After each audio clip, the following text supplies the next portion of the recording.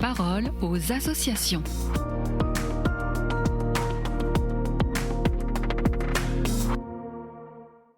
Bienvenue dans la parole aux associations. Aujourd'hui, je suis avec Benoît Autier, le chargé de communication des AFC, les associations familiales catholiques. Bonjour Benoît. Bonjour Agnès. Alors en cette rentrée 2025, les élèves vont être confrontés à la mise en œuvre dans les établissements scolaires dès la maternelle de l'éducation à la vie affective et relationnelle et à la sexualité, le programme EVARS.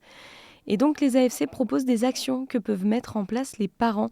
Est-ce que vous pouvez nous rappeler ce qu'est ce programme ? Alors, le programme EVAS, avait été mis en place déjà, depuis la loi de 2001 et normalement, il doit y avoir des interventions en éducation affective, relationnelle et sexuelle, qui étaient prévues aussi dans la circulaire de 2003. Cette année, là, il s'agit maintenant de cours obligatoires dans le temps scolaire avec un programme en 3 séances annuelles, de la maternelle à la terminale et qui concernera aussi l'enseignement privé sous contrat. Et alors, quels sont les aspects positifs de ce programme ? Alors le programme EVARS tel qu'il est prévu comporte en effet des aspects positifs comme par exemple éduquer à l'intimité et au respect mutuel, lutter contre la pornographie ou la prostitution des mineurs, prévenir le harcèlement en ligne, les situations d'abus, utiliser la littérature pour aider à la réflexion. Voilà, ce sont par exemple des objectifs qui sont en effet utiles et très bénéfiques. Et alors, selon vous, quels sont les aspects négatifs de ce programme ? Alors, il y en a plusieurs, ouais. Il y a un premier point déjà au niveau de l'égalitarisme, puisque ce texte veut, lutter contre les stéréotypes de genre. Et du coup, il prône une égalité, qui confine en fait à l'égalitarisme et à l'indifférenciation.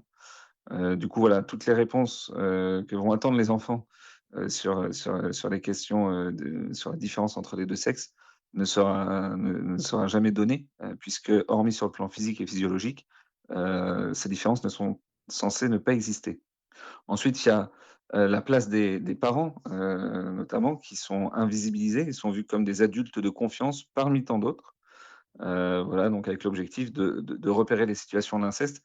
Mais là, on peut se demander, est-ce que, c'est à l'école de s'attacher à ce genre de problème? Enfin, sur la procréation, alors, à l'exception de la moyenne section de maternelle, les enfants n'entendront pas parler de la fonction reproductive de la sexualité et de la venue au monde de nouvelles vies. Que nous souhaitons quand même transmettre une sexualité qui soit riche de sens, dans le don réciproque des conjoints et ordonnée à l'amour mutuel et à la transmission de la vie.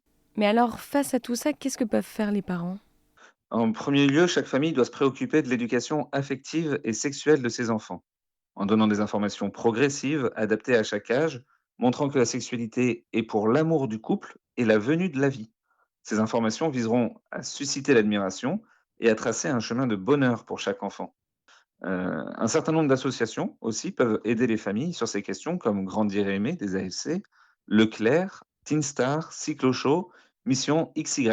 Et évidemment, il y a les réunions scolaires de rentrée qui sont très utiles, sont un véritable outil pour savoir ce qui est prévu dans la classe, avec quels intervenants et à quel moment, afin de pouvoir dialoguer avec son enfant. Donc de notre côté, les AFC continuent, au niveau national et local à faire pression sur les pouvoirs publics pour que la place des parents soit reconnue et valorisée, voilà, et que l'éducation affective et sexuelle soit respectueuse des conceptions portées par les familles.